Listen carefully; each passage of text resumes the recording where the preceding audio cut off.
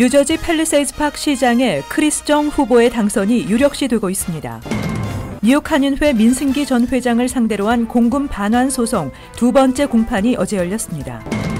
최근의 사회적 통념과 달리 이민자들이 미국 태생 시민들보다 범죄 수감률이 훨씬 낮은 것으로 나타났습니다.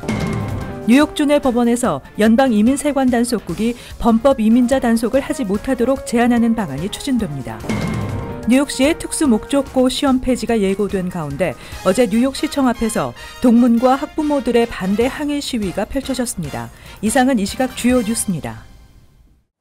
시청자 여러분 안녕하십니까? KBN 뉴스입니다. 뉴저지 팰리세이드 파크 한인시장 탄생이 유력시 되고 있습니다. 어제 치러진 예비선거에서 크리스 정 후보가 제임스 로툰도 현 시장을 18표 차이로 누르고 승리했습니다.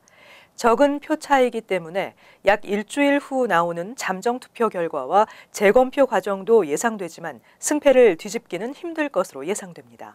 지한샘 기자가 보도합니다. 역대 어느 예비선거보다 치열한 선거전이 펼쳐졌던 팰리세이드 파크 민주당 예비선거.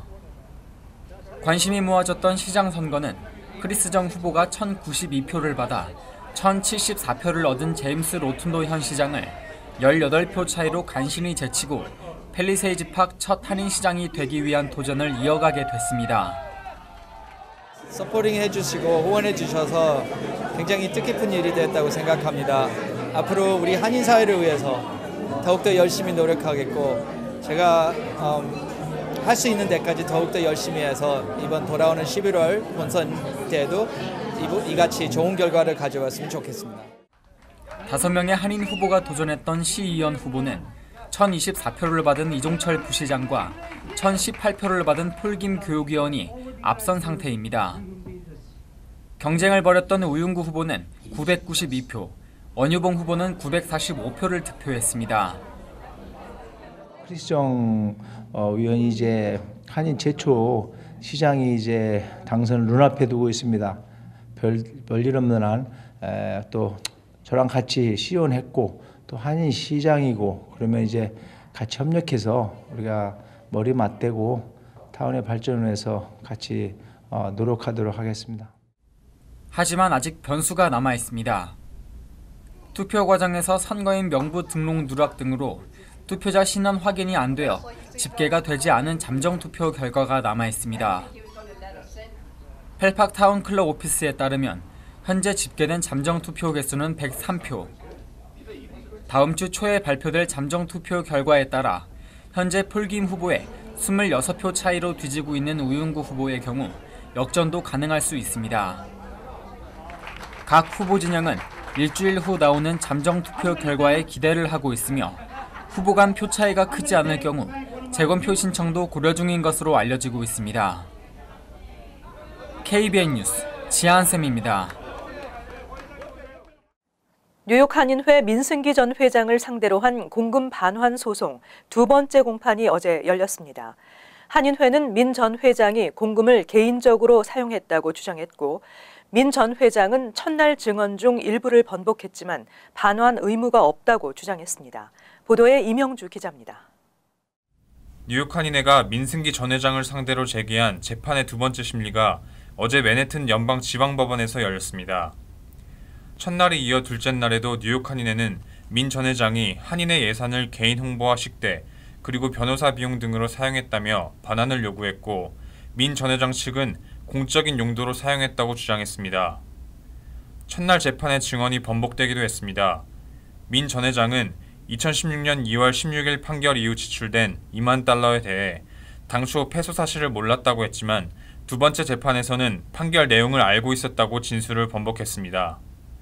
뉴욕 한인회는 이틀에 걸친 재판 결과 최종 판결에서 한인회에 유리한 판결이 나올 것으로 기대하고 있습니다. 한인회를 두 번씩이나 한 번은 텍스를 내지 않아서 억션 경매 위기까지 만든 거, 그리고 99년 리스를 아무도 모르게 1년 전에 사인해서 또 25만 불이라는 돈을 부동산 업자한테 받았는데 그게 한인회를 99년 리스를 해놓고는 그 돈이 왜 한인회로 안 들어가고 자기 그 서호진 개인 변호사 어카운트로 들어갔고 본인은 거기서 또 8만 불을 개인적으로 가져간 거에 대해서 굉장히 좀 붕괴하고 그런 거를 제 생각에는 유죄를 내리지 않을까 싶습니다. 재판부는 오늘 19일까지 양측의 최종 주장을 문서로 제출할 것을 명령하고 추후 서면으로 최종 판결을 내리겠다고 밝혔습니다. KBN 뉴스 이명주입니다. 트럼프 행정부 들어 불법 체류 이민자는 범죄자라는 부정적인 사회적 이미지가 고조되고 있는 가운데 이 같은 통념을 뒤집는 조사 결과가 나왔습니다. 이민자들이 미국 태생 시민들보다 범죄 수감률이 훨씬 낮은 것으로 나타났습니다. 4일 케이토 연구소가 2016년 미 전국 교도소에 수감 중이던 18세 이상 54세 미만 재소자를 체류 신분별로 분류하고 인구 10만 명당 범죄 수감 비율을 비교 분석한 보고서를 공개했습니다. 범죄 수감률 보고서에 따르면 사회적 통념과 달리 이민자들이 미국 태생 시민들보다 범죄 수감률이 훨씬 낮은 것으로 나타났습니다. 특히 불법 체류 이민자들의 범죄 수감률은 미국 태생 시민들의 절반에 불과한 것으로 나타나 이민자를 잠재적 범죄자로 여기는 사회적 통념을 뒤집는 결과를 보였습니다. 보고서에 따르면 미국 태생 시민들의 범죄 수감률이 가장 높아 인구 10만 명당 1,521명으로 조사됐고 불법 체류 이민자의 수감률은 인구 10만 명당 800명으로 나타났습니다. 또 영주권자 등 합법 체류 이민자의 수감률은 인구 10만 명당 325명으로 나타나 미국 태생보다 수감률이 훨씬 더 낮은 것으로 나타났습니다. 또 인종과 출신 지역에 따른 범죄 수감률 비교에서도 모든 인종과 출신 지역 분류에서 이민자가 미국 태생 시민보다 범죄 수감률이 크게 낮았고 그중 아시아계 합법 이민자 그룹의 범죄 수감률은 인구 10만 명당 121명으로 가장 낮았습니다. 최근 법원 내 이민자 체포가 지난 2016년에 비해 10배 이상 급증한 가운데 뉴욕주 내 법원에서 연방이민세관 단속국이 범법 이민자 단속을 하지 못하도록 제한하는 방안이 추진됩니다. 미셸 솔라게스 주 하원 의원은 뉴욕주 내 법원 내와 법원 주변에서 ICE 단속 요원들이 이민자들을 체포하지 못하도록 하는 법원 보호법을 최근 상정했습니다. 법안에 따르면 ICE 단속 요원이 단속 활동을 위해서는 판사의 명령 또는 법원 영장을 발부받아 제시해야만 합니다. 지난 4월 앤드루 쿠오모 주지사도 뉴욕주 모든 건물에서 법적 영장이나 명령 없이 이민당국의 단속을 실시할 수 없도록 하는 행정명령을 발동한 바 있으며 법원에서 범법 이민자 단속을 즉각 중단하고 이를 어길 경우 소송하겠다는 서한을 이민당국에 보낸 바 있습니다. 이민자 보호 프로젝트에 따르면 2016년 11건에 불과했던 법원 내 이민자 체포는 지난해 144건으로 급증했고 이 중 97건은 뉴욕시에서 발생했습니다. 뉴욕시의 특수 목적고 시험 폐지가 예고된 가운데 어제 뉴욕시청 앞에서 동문과 학부모들의 반대 항의 시위가 펼쳐졌습니다.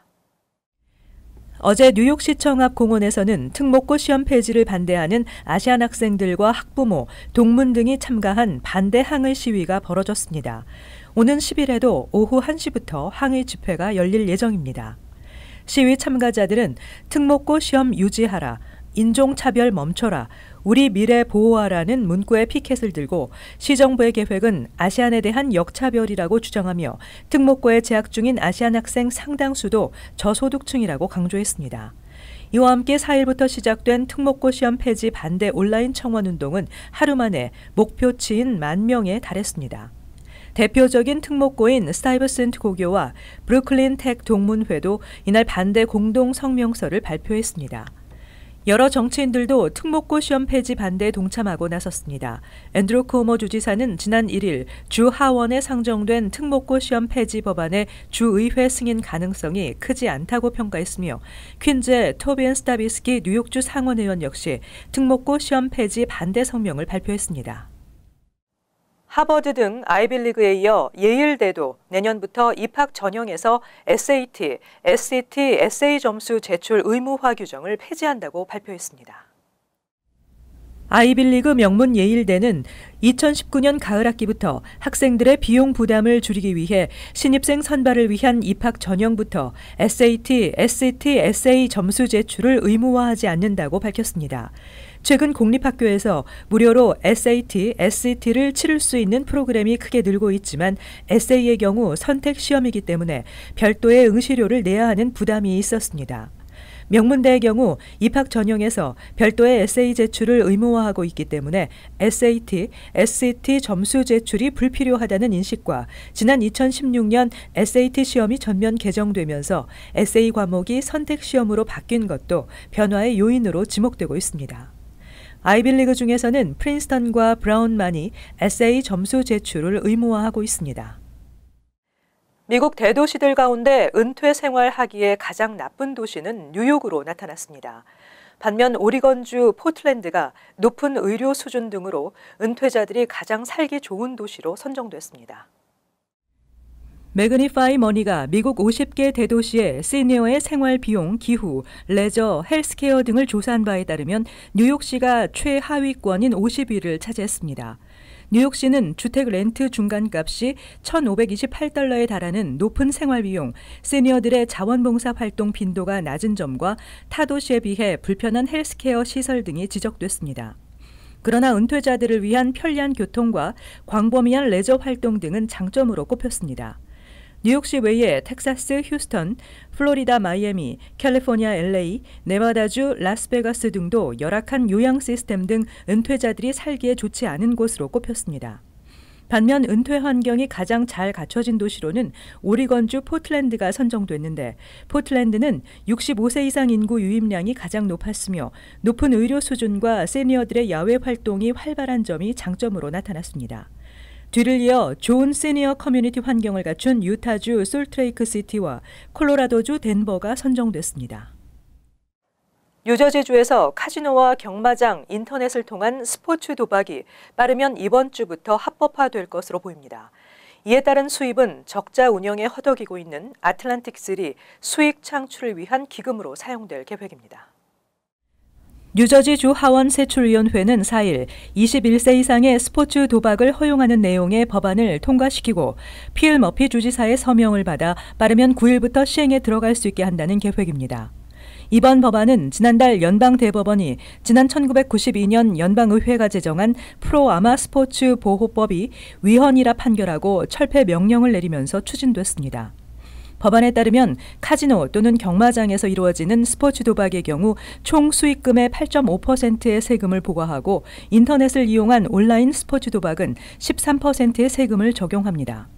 주의회는 스포츠 도박으로 더 많은 세금 수입을 확보해 지역 경기 침체로 적자 운영에 허덕이고 있는 뉴저지 애틀란틱시티의 수익 창출을 위한 기금으로 사용할 계획입니다. 연방의회가 제정한 프로아마 스포츠 보호법은 그동안 스포츠의 진실성을 위하한다는 이유로 네바다, 라스베가스 등 특별한 지역을 제외한 거의 모든 주에서 스포츠 도박을 금지시켜 왔습니다. 미스 아메리카 선발대회 조직위원회가 수영복 심사와 이브닝 드레스 심사 폐지를 선언했습니다. 대신 자신이 이룬 성취와 삶의 목표 등에 대해 심사위원들과 라이브 인터랙티브 토론을 벌여 미스 아메리카를 선발하겠다고 밝혔습니다. 지난해 미스 아메리카 조직위원회 사상 첫 여성 회장으로 선임된 그레첸 칼슨이 어제 선발대회의 방식을 획기적으로 바꾸는 계획을 발표했습니다.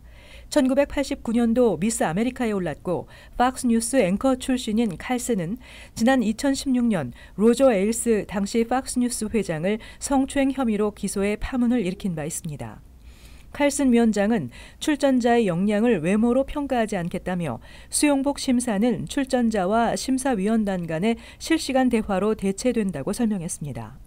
미국 50개 주와 워싱턴 DC를 각각 대표하는 출전자들은 각자의 열정과 지성, 미스 아메리카의 사명에 대한 견해 등을 피력하게 됩니다.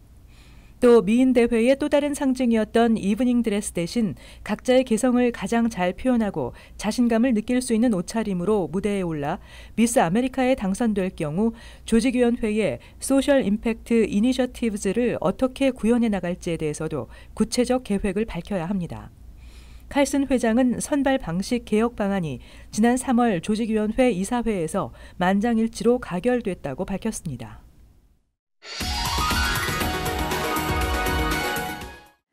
이어서 LA 지역 한인사회 소식입니다.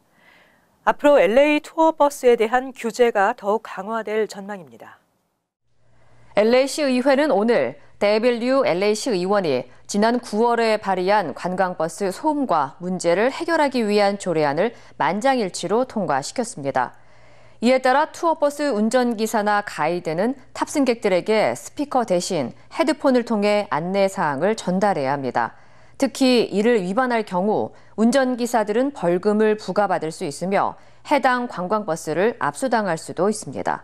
한편 조례안은 에릭 가세티 시장의 서명을 받을 경우 6주 이내로 적용될 전망입니다.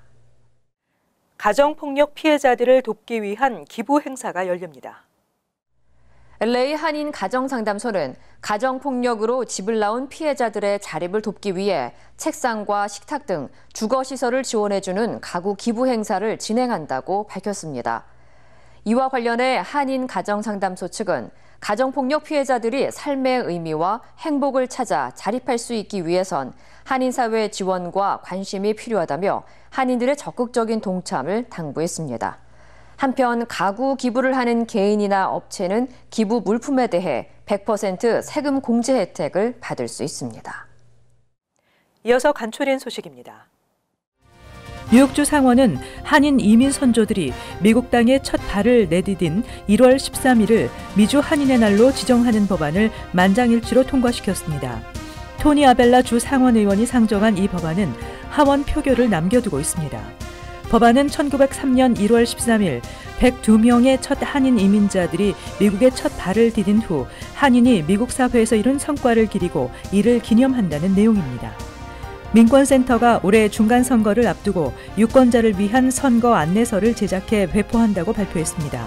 책자는 한국어, 영어, 중국어, 벵고로, 네팔어 등 5개 언어로 제작됐으며 주요 선거 일정, 자주 하는 질문과 답변, 투표 요령, 선거에 관한 일반 정보 등이 담겨 있습니다.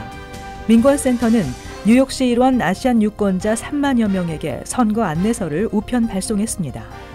연방식품의약청이 최근 젊은 층에게 인기를 끌고 있는 카페인 원액 에너지 파우더와 다이어트 보충제로 인한 사망 케이스가 보고된 데 따라 이들 제품에 대한 강력한 단속에 나섭니다. FDA는 듀얼 헬스 바디 앤 마인드와 리퀴드 카페인.com 등에 대해 관련 제품에 대한 판매 중단을 지시했습니다. FDA는 농축 카페인을 10에서 14g만 섭취해도 청소년들의 건강에 치명적인 영향을 미칠 수 있다고 경고했습니다. 어제 오후 5시쯤 퀸즈 한양마트 플러싱점 부근 머레이 스트리트과 35에비뉴에 위치한 한인 세입자들이 다수 입주해 있는 4층 아파트에서 원인을 알 수 없는 화재가 발생해 주민들이 긴급 대피했습니다. 뉴욕시 소방국에 따르면 화재는 1시간여 만에 진화됐으나 이날 화재 진압을 위해 사용된 물 때문에 3층과 2층에 거주하는 한인 2가구 등 10여 가구가 침수 피해를 입었습니다. 계속해서 환율과 증권 소식입니다.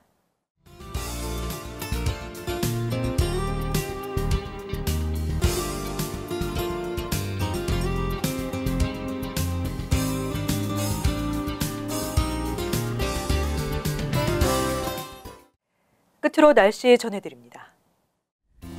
목요일 대체로 맑겠습니다. 낮 최고 기온은 72도, 섭씨 영상 22도, 밤 최저 기온은 60도, 섭씨 영상 16도. 금요일 역시 대체로 맑겠습니다. 토요일은 흐리고 몇 차례 비와 소나기 예상됩니다. 이상으로 KBN 뉴스를 마칩니다. 시청해주신 여러분 고맙습니다.